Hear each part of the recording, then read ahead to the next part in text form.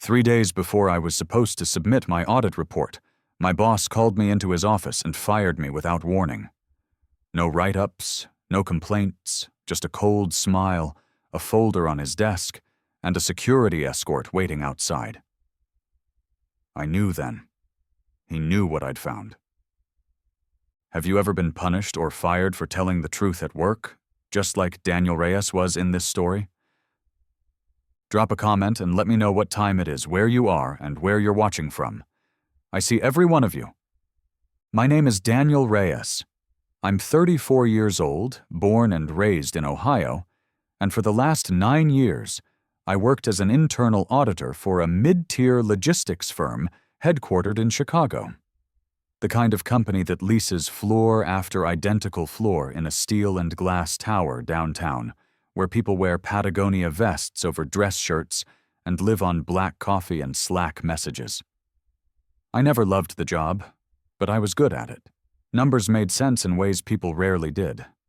I kept my head down, did clean work, and stayed clear of politics, or so I thought. I wasn't chasing a corner office. I wasn't gunning for upper management or a flashy promotion. I liked being behind the scenes, pulling data, reconciling accounts, and making sure the money matched the message. Most weeks passed without incident. Most years, too. I'd found a rhythm in the monotony, a kind of peace in the predictability. Then Thomas Avery showed up. Thomas was brought in as the new vice president of finance.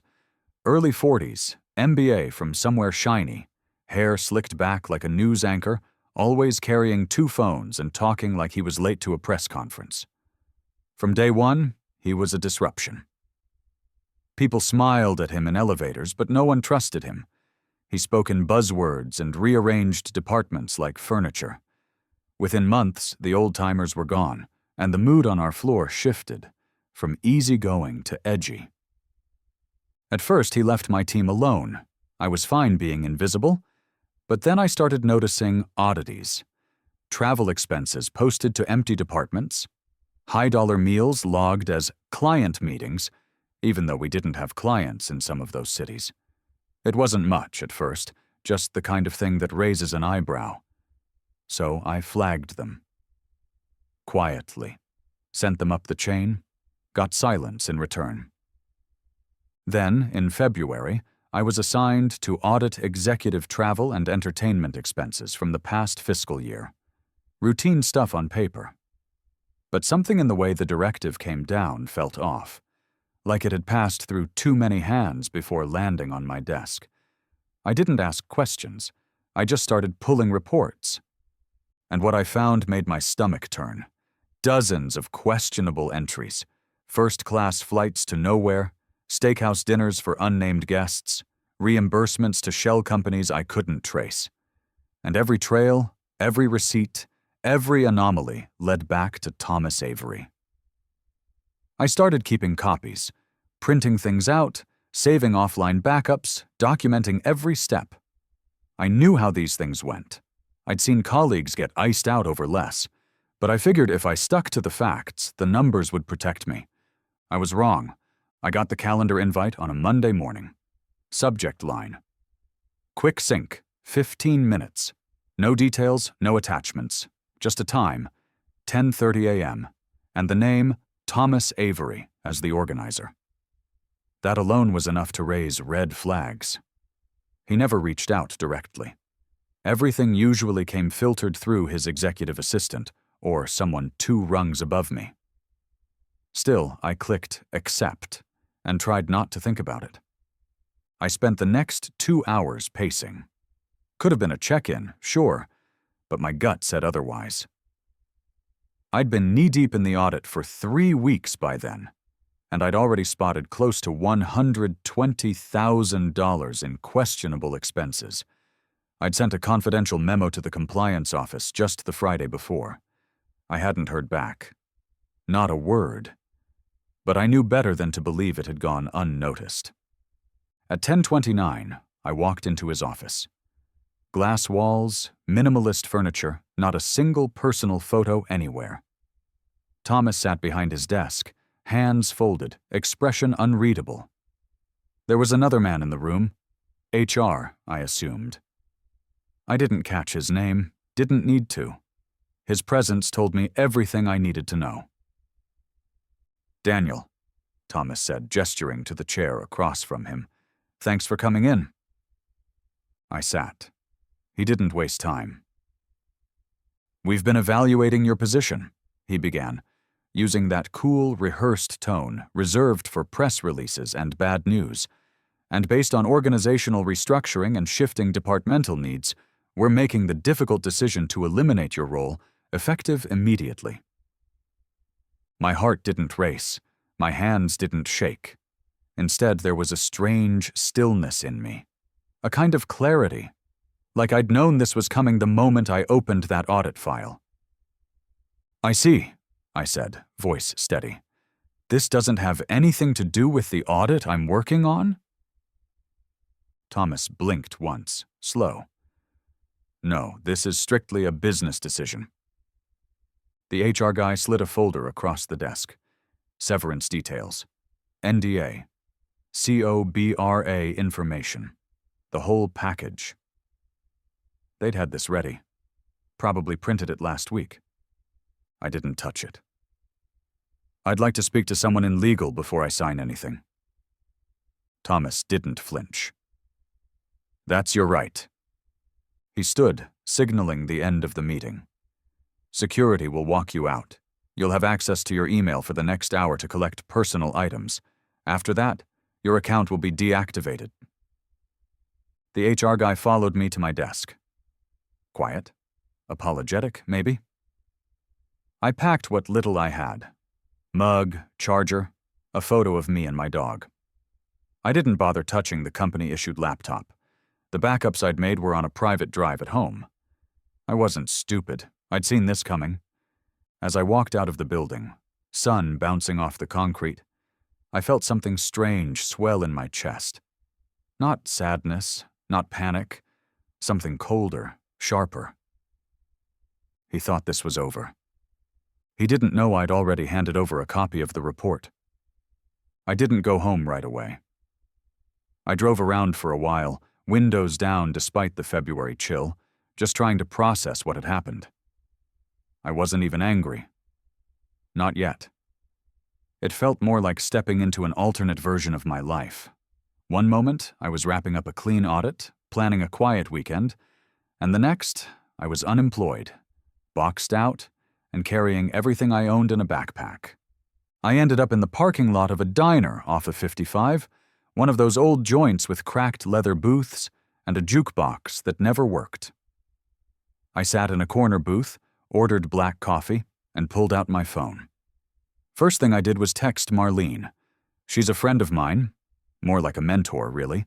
Used to be in corporate compliance before she left to teach business ethics at a local college. She always told me to document everything. "Protect your neck," she'd say, half joking, "especially when the suits start circling." She responded almost immediately, "Come by tonight. Don't sign anything." By the time my second cup of coffee was cold, the shock had worn off. In its place was something else. Purpose. I knew I couldn't fight this from inside the building anymore, but I'd laid the groundwork. The report was mostly complete. I had PDF copies, annotated spreadsheets, even screenshots of internal emails that raised more questions than they answered. I'd stored them all on a secure cloud account linked to my personal email, password protected, two-factor enabled. I hadn't planned to blow a whistle, but when the walls start closing in, you learn quick who's really watching and who isn't. The truth is, people like Thomas Avery count on silence. They bet on fear. They expect that once you're out the door, you'll fold. Crawl away.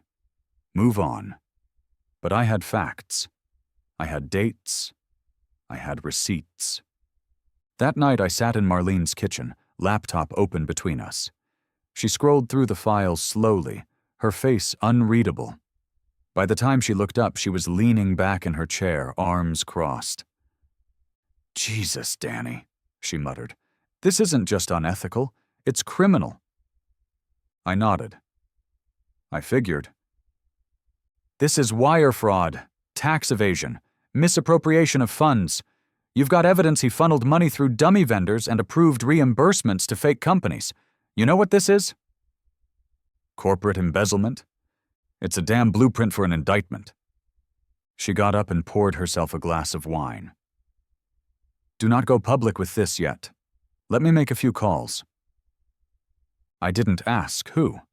I trusted her. She'd been in rooms I hadn't, known people I didn't, and more importantly, she understood the rules of the game I was now playing. By the time I left her place, a plan was forming. Quiet, steady, legal. I didn't want revenge, not really. I wanted the truth on the record. I wanted the people who ignored the red flags to answer for it. And more than anything, I wanted Thomas Avery to know he hadn't buried anything. He'd just made it official. Marlene worked fast. Within 48 hours, she'd looped in a former colleague from her compliance days, a sharp, no-nonsense woman named Kayla Monroe, who now worked as a senior investigator with the SEC. Not the kind of person you ever expect to have on speed dial, but exactly the kind you want when you've uncovered something that reeks of white-collar crime. I handed everything over. Every spreadsheet, every flagged invoice, every screenshot. Kayla didn't say much at first. She just asked questions. Precise, calm, thorough. She wanted dates, sign-offs, any internal messages that could suggest Avery had company support, or worse, was pressuring staff to cover for him. I told her everything I knew. I also told her I wasn't interested in going public, not yet. I wasn't trying to become a headline. I just wanted to make it right. She nodded. We'll handle it quietly. For now. A week passed. Then 2. I kept my head down, filed for unemployment, and avoided explaining to my parents why I was suddenly back in Ohio, helping out around the house. I told them I was between projects. My dad didn't buy it. He'd worked a union job for 35 years and could smell workplace bullshit like smoke in the wind. But he didn't press. He just handed me a wrench one afternoon and said, "You can help me fix the mower, unless you're too corporate now." I laughed harder than I had in months. Then, in late March, I got a call from Kayla. "We're moving forward with a formal inquiry," she said. "We've corroborated some of the vendor inconsistencies and located 3 shell corporations linked to accounts with offshore activity. You were right to flag it." I exhaled. Slowly. What happens next? There's going to be an internal review first. Quietly. If they don't self-report within a reasonable time frame, we'll initiate a formal investigation. There may be subpoenas. If it escalates, you might be called to provide a statement. You okay with that? I didn't even pause. Absolutely. She hesitated, then added, "Just know, it may get messy. People will distance themselves. Friends might disappear. But you've got protection now, and you did the right thing." Her words stayed with me long after the call ended. That night, for the first time in weeks, I slept soundly. Not because I felt safe, far from it, but because I finally felt seen. Heard. I hadn't vanished into silence, hadn't been erased by a man with a bigger title and cleaner shoes. I had told the truth, and people who mattered had listened. The next morning, I woke up to a LinkedIn post from a former co-worker. "Big shakeup at HQ. Vice President of Finance out. More to come." I stared at my phone for a long minute. No name mentioned, no details, but I didn't need any. Thomas Avery had finally been forced to answer for the numbers he'd buried, and I was just getting started. By the first week of April, the rumors stopped being rumors. The news broke quietly, buried under a layer of corporate jargon and vague statements. But if you read between the lines, it was crystal clear. Executive leadership changes announced to support strategic realignment. That was the headline. What it really meant was Thomas Avery had been terminated, effective immediately, and the board had launched an internal compliance review with assistance from external legal counsel. Translation. They were scrambling. I wasn't mentioned, of course. Whistleblowers rarely are. That's the nature of the game. They clean up the mess, fire the figurehead, and pretend everything else was fine all along. But those of us who'd seen it up close, we knew better. I started getting texts again. Former co-workers who had gone radio silent after my firing suddenly remembered I existed. "Hey man, just saw the news. Crazy, right? Hope you're doing okay. Everyone's wondering how you're holding up." And my favorite, "You always were good with the details. Maybe too good?" I didn't respond to most of them. Not out of pettiness. Just clarity. People show you who they are when things go sideways. And when I'd been walked out, most of them had looked away. Let them sit with that. Meanwhile, Kayla's investigation had grown teeth. She told me they'd uncovered more than expected. Co-conspirators in procurement, expense reports funneled through friendly middle managers, even signs that Thomas had manipulated year-end budget reporting to inflate executive performance bonuses. It wasn't just embezzlement, it was systemic fraud. And for the first time, the company was facing exposure that couldn't be patched over with PR spin. I was called in to provide a formal statement under whistleblower protections. It was surreal. Sitting in a windowless office with government attorneys and compliance officers, walking them through every flagged expense line and every suspicious pattern I'd uncovered. But it was also oddly satisfying. My work, my diligence, the hours I spent chasing inconsistencies others ignored. It all mattered now. It had weight. One of the attorneys, older guy, sharp eyes, quiet voice, looked over his notes and said, "You realize you saved this company from a multi-million-dollar catastrophe." I just nodded. I didn't feel like a hero. Still don't. I felt like a guy who did his job and got fired for it. But slowly, the scales started tipping back in my favor. My name had quietly been cleared. I got a written apology from HR, buried in legal language, but it was there. I received a severance package that made the first one look like an insult, and then came the job offers, a few boutique firms, a non-profit watchdog organization, even a quiet feeler from a competitor who'd admired my integrity. I wasn't rushing into anything. For now, I just wanted time, space, to remember who I was before Thomas Avery decided I was disposable. But one thing was certain. He fired me to bury the truth, and instead I'd turned it into a spotlight. Spring melted into summer, and with it came a strange, unfamiliar kind of stillness. For the first time in nearly a decade, I wasn't tethered to a desk, a calendar, or a never-ending audit cycle.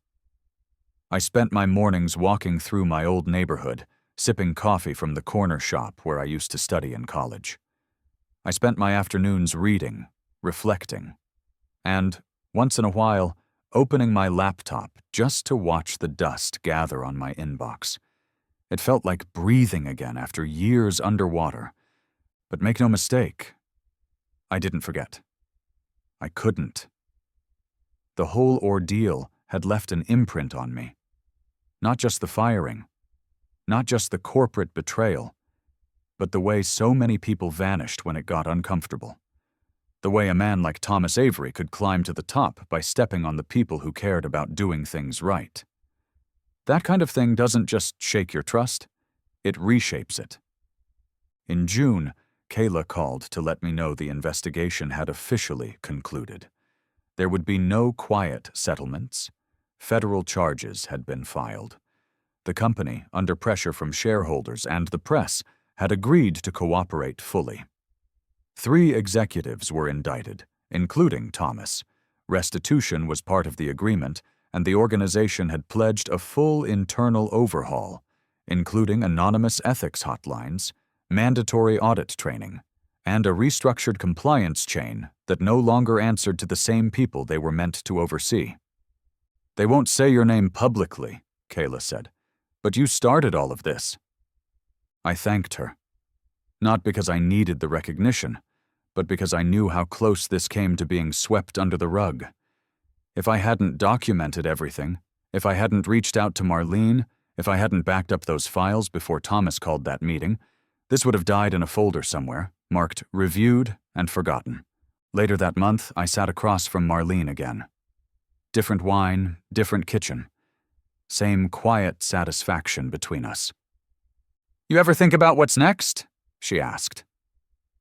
I shrugged. "I don't know. I've gotten offers. I've thought about consulting, or maybe working with whistleblowers like me, people who don't know where to turn." She raised her glass. "That sounds like something the world needs more of." I smiled. "Yeah, it does." As I drove home that night, windows down and music low, I thought about the man I was when this all started. Quiet, careful, trying not to rock the boat. And I thought about the man I'd become. Someone who refused to be silenced. Someone who understood, finally, that integrity doesn't protect you in the moment. But it builds something bigger. Stronger. Untouchable. Thomas Avery fired me to protect himself. But in the end, he gave me a purpose I never saw coming. And I will never let anyone like him hide behind a spreadsheet again.